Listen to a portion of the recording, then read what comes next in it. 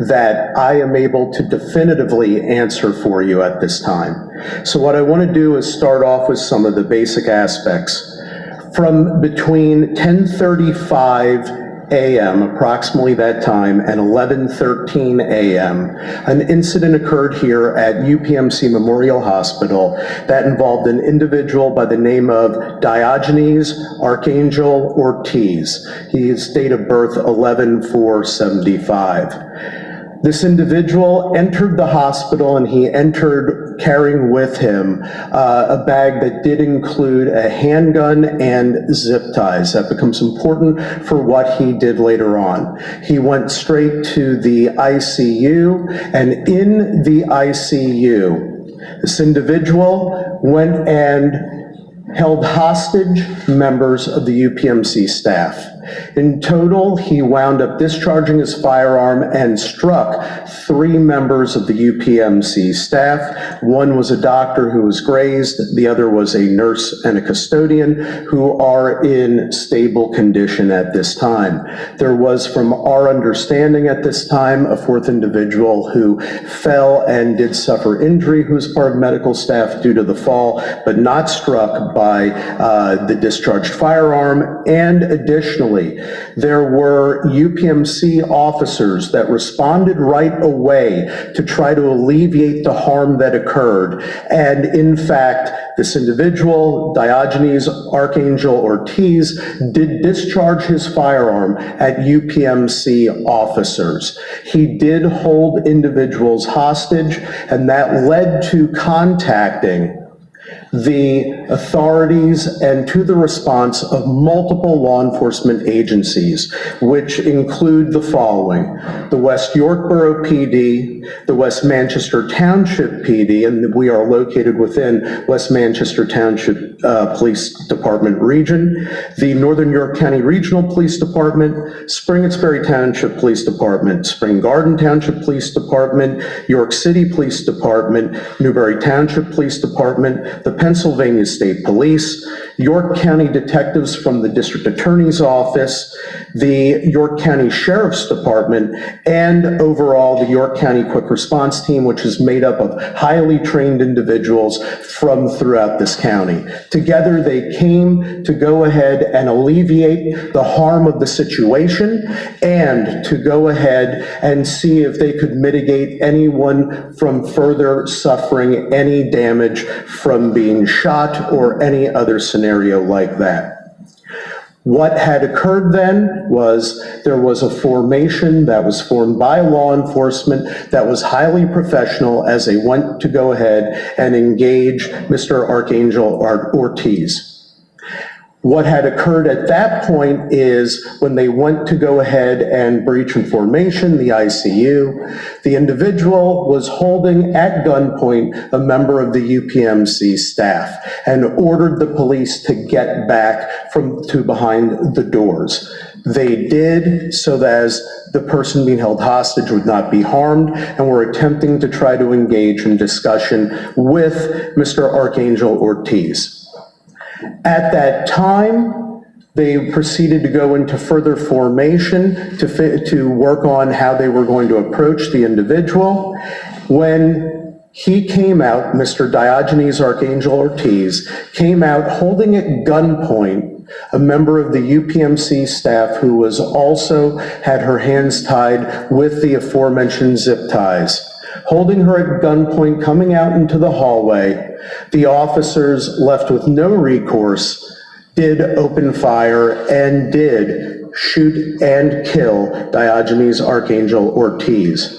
During the course of the armed confrontation that was caused by Mr. Archangel Ortiz, there were 3 officers who were struck. An officer from Northern York County Regional Police Department and an officer from Spring-Exbury Township Police Department were both struck, and they are in stable condition. However, Officer Andrew Duarte from the West York Borough Police Department was fatally struck and killed. This is a huge loss to our community. The first thing that I have to do is to announce the legal business at hand. As I stated, I personally watched surveillance videos, and I was able to hear firsthand interview statements that were made by officers who were present and there and who saw what occurred. I was also privy to receive statements from individuals who work for UPMC.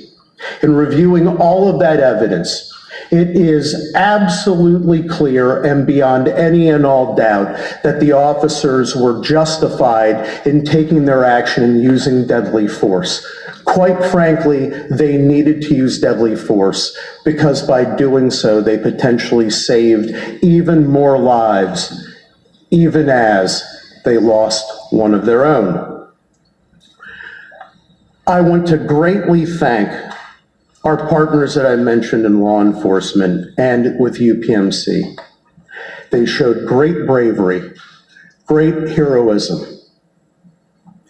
They are the reason why we are safe and why we can function. And as York Countyans, they are the backbone and lifeblood of our county. We need, as York Countyans, to come together to support our law enforcement community who is hurting right now with the loss of Officer Duarte. And we need to rally around our healthcare workers in York County, as they have suffered a grave harm, an unwarranted harm, and an unnecessary harm. I will say that this did appear to be targeted at the ICU. We do have, and while this information is being developed further, I can say at this time that Diogenes Archangel Ortiz did appear to have contact previously in the week with the ICU for a medical purpose involving another individual. Information regarding all of that is going to be generated further in the future. We do not have any further information to provide at this time. But obviously, if you are arriving at a hospital with a firearm and zip ties and immediately proceed to a specific area and engage in these actions, that this was targeted on the part of Mr. Archangel Ortiz. My heart, along with everybody else in York County, breaks. In 27 years, it's been very rare that we've had to have a press conference like this in York County. We must come together and we must achieve peace. And please pray for everyone, and especially pray for the family and loved ones of Officer Andrew Duarte. May he rest in peace. Job well done, life well served. And with that, I'd like to turn it over to our governor, Josh Shapiro. Thank you, Mr. District Attorney. Let me say that here in York County today, we saw the very best and the very worst of humanity. The District Attorney laid out the worst of humanity, the act of a coward here in this UPMC Memorial Hospital. Let it not be lost on anyone the act of extraordinary bravery and courage by the healthcare workers here, by the law enforcement professionals, the state and local and here at the hospital level, who ran toward danger to keep people safe. I know that because of their work, lives were saved today here at UPMC Memorial. I know that because they answered the call and ran toward danger, lives were saved. Sadly, we lost one of those heroes today, as the district attorney announced. Officer Duarte was the best of us. He was someone who put on the uniform of service and went out to try and keep his neighbors safe. He is to be commended for a life of service, albeit cut way too short, but a life of service to others. We're deeply grateful to him. We're deeply grateful to all of law enforcement who answered the call today and ran immediately toward danger. As the DA cited the various departments that came, I want to thank them, and I also want to thank the Pennsylvania State Police, led by Colonel Christopher Paris and Lieutenant Colonel Bivens, who joined me here today. All state resources, including that of PEMA, we're joined by Randy Padfield here, were brought to bear. This was an example of government working together at all levels. I want to thank Senator Kiefer and Representative Grove, who are with us. And I want to take a moment to thank your county government and county leaders as well.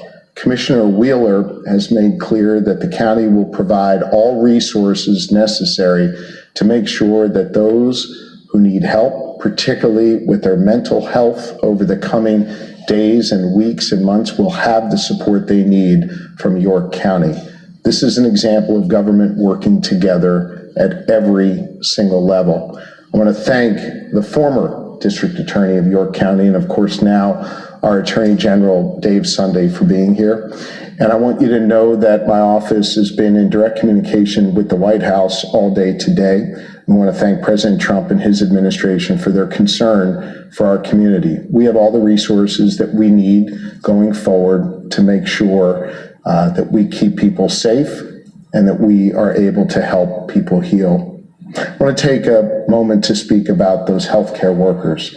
Obviously, we pray for a full and speedy recovery for those who were injured today.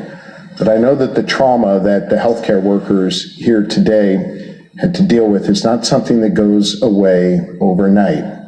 Every day when you put on your white coat or your uniform of service to others here in this wonderful hospital or any hospital across Pennsylvania, you are performing that function because you care about your neighbors and you want to make sure that they are healthy and safe.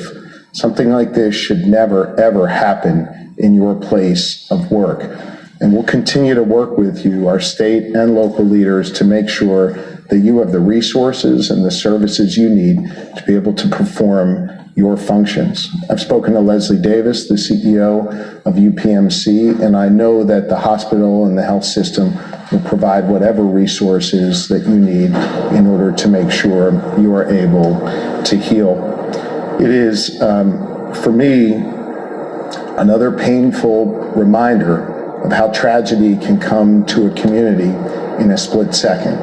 But it is also an uplifting reminder of how neighbors in this great Commonwealth always reach out to help neighbors, coworkers helping coworkers, and of course law enforcement being there to ensure the safety and well-being of a community.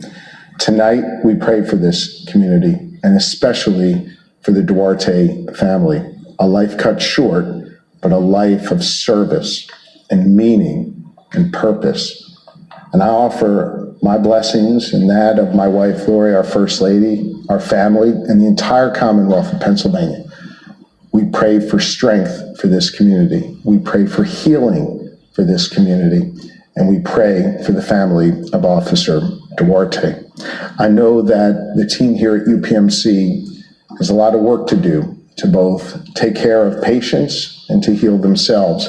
And we're grateful that Elizabeth Ritter is here with us today representing UPMC in her leadership role. Elizabeth, I know this is not something that you ever would want to have to grapple with in your workplace, but we are grateful for your leadership here. And it's my pleasure to turn the microphone over to you at this time. Can you just clarify the number of individuals shot, not including Ortiz? So, to the best of our information at this point in time, in terms of individuals who were actually struck by gunshots and had suffered gunshot wounds, that total is 6 individuals, 3 medical personnel, 3 law enforcement personnel. And then can you just say, or rather, can you spell the suspect's name? Yes. This is the spelling that we have, and so this is accurate to the best of our knowledge. Diogenes is Diogenes. Archangel is Archangel hyphen Ortiz, Ortiz. Where do you live? So that further demographic information is all part of the ongoing investigation that we are gathering at this point in time. Well, Did this happen in front of patients, other patients? The best way to put it is this: it did happen in an area where individuals were being treated, and clearly medical personnel was. To the extent that other patients were aware or impacted or affected by what occurred, that would be subject to further criminal investigation. However, one thing that I would note, that is not information that we would necessarily want to so readily share, because again, these are private patients who have very, very heightened privacy interests that we would want to make sure that their well-being is secured. But it is in an area of the hospital where patients are seen. Thanks, guys. Thanks, everybody. Thank you. Thank you.